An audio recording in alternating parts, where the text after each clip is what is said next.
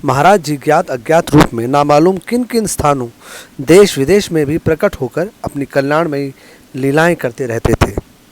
कहते भी तो थे कि तुम अपने दो चार लड़कों से ही परेशान रहते हो, तुम करते रहो हाय हाय मेरा मुंडा, हाय मेरा मुंडा, मेरे तो सारा विश्व है, हजारों लाखों लड़के हैं, हम नहीं होते परेशान।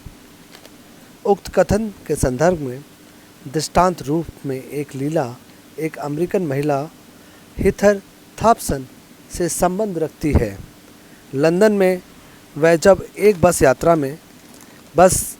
में बैठी यात्रा कर रही थी तो एक बस स्टॉप पर एक बूढ़ा भिखारी नुमा व्यक्ति बस में चढ़ा, जिसके बगल में एक लाल नीला खानेदार बनावट लिए कंबल भी दबा था।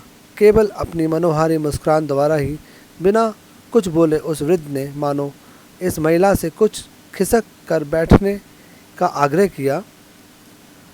बूढ़े की आयु और उसकी यह मधुर मुस्कान देखकर श्रीमती थॉम्पसन मंत्रमुग्ध हो उठी और कुछ खिसक कर बूढ़े व्यक्ति को बैठने की जगह दे दी।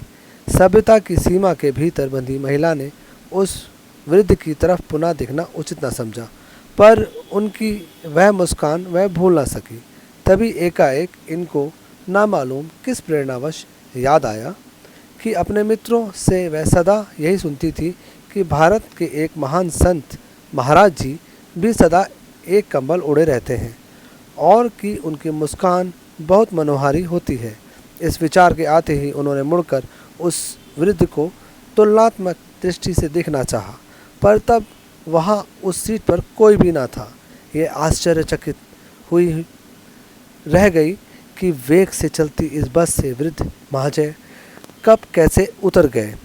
अब इस महिला के अंतर में यह विश्वास घर कर गया कि हो ना हो यह वृद्ध महाशय महाराज जी ही थे और भारत जाकर महाराज जी के दर्शन कर पाने की उनकी अभिलाषा दिन पर दिन उत्कृष्ट होती चली गई, पर इनके पास इतना द्रव्य न था कि वह यात्रा कर पाती।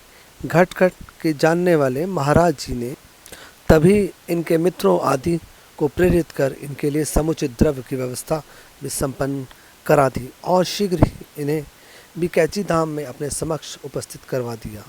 दर्शन के समय इन्होंने पाया महाराज जी वही कंबल ओढ़े हैं जो लंदन में बस में उनके बगल में दबा था, वही लाल नीला रंग का और वही बनावट और पुष्टि रूप वही मुस्कान बिखेरे। महाराज जी ने महिला की तुष्टि भी कर दी कि मैं ही तो था तुम्हारे साथ बस में उस दिन। राम राम।